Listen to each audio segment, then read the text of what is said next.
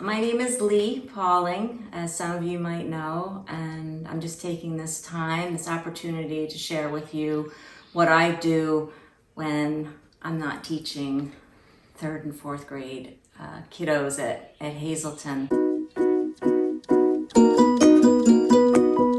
You know, I was like a lot of kids when I was growing up. I was always drawing, and I got a lot of joy out of anything that was art related. I remember I was really, as a child, curious and looked a lot at everything, but always looking at what people had on their walls.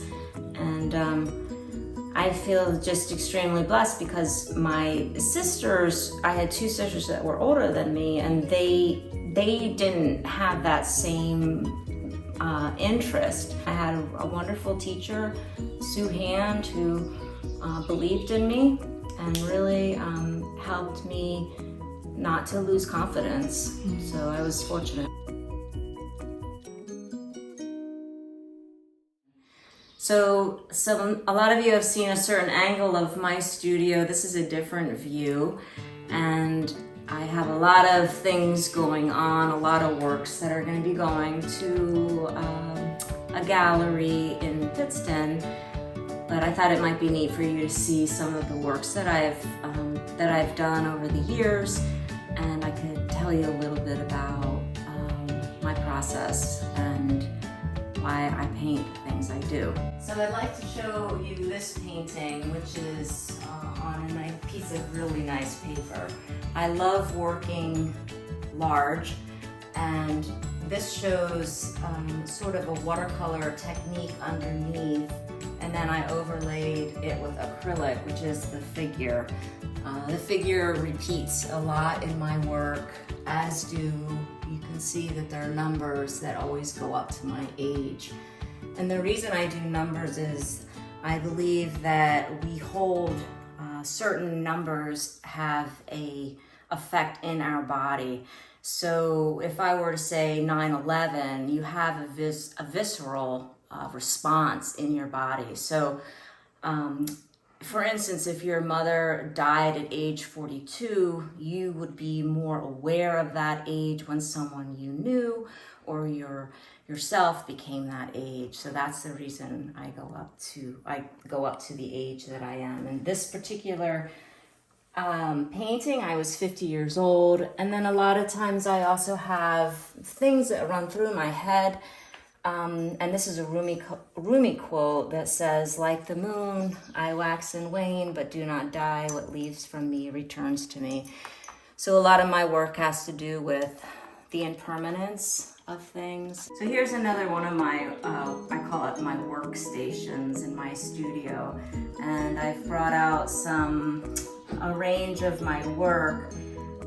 And although a lot of the images of what I do look different, they have a lot of the same underlying energy and mark making, I call it. So for instance, I am very interested in vertical lines, and in this piece you can see there's underneath all the paint, there are vertical lines running this way. And the reason I'm interested in vertical lines is because I look at trees a lot, and then also in a lake you see the reeds coming up out through the water, and it's just a beautiful contrast of the green against the lake color.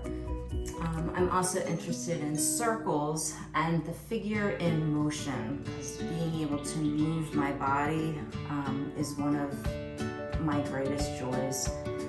So when I swim in the lake with my dog, it's like, whoa, because I'm moving my body and I'm with my dog, and so we have fun. But here again are some examples of the numbers, a figure in motion, and then I also wanted to show you some really small work, which this is just actually a lot of layers zooming in on the banal image of a paper clip. And in doing small work, I find I am able to really get into a quiet, meditative zone So I also do large, very large murals, and I'm happy to say I have murals in Wilkes-Barre and Pittston, and I have one coming up that I'm going to be doing of an enormous dog for a business called Wet Paint on Horton Street in Wilkes-Barre. What is your favorite summer activity? Painting. All right. If you could travel anywhere in the world, where would you go and why? New Zealand. I've heard amazing things about it. Are you a morning or a night person? Morning. What is one thing that annoys you the most? When people litter.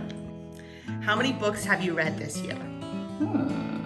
Well, I've listened to a lot of books on Audibles, but I don't know if that particularly counts, so I'm gonna have to say 5. What is the most interesting thing in your purse? Oh, I have these little beadlets. They're peppermint and then this other little beadlet that's like for your immunity, and they burst in your mouth, and it's like, yeah. Scale of 1 to 10, how cool are you? 0. What is the lowest grade you've ever received in a class? Well, it's been a long time since I've been in a class, but I think I got a D in college. And lastly, what are 3 characteristics that describe you? Loyal, meticulous, and genuine. I'm super excited and proud to be part of this study, particularly because it is potentially something that could affect the entire world. And I think right now our culture is eliminating the arts, and it's to a huge disservice. Many kids we know learn differently, and to give them as many different options, many different ways of using the whole brain, art, as we've seen over and over again, is just a natural to help kids with their language skills and with their math skills. I feel like I have a really important duty in teaching kids art. Not necessarily teaching them art, but teaching them how to think differently and be proud of what they're thinking, even if it's not like what everybody else is thinking. I think that it's really important to nurture that individuality that every single child has, and to help them to have confidence and knowing that they can take that, taking an idea and allowing it to transform and move into something that is perhaps beyond anything that they could have ever imagined.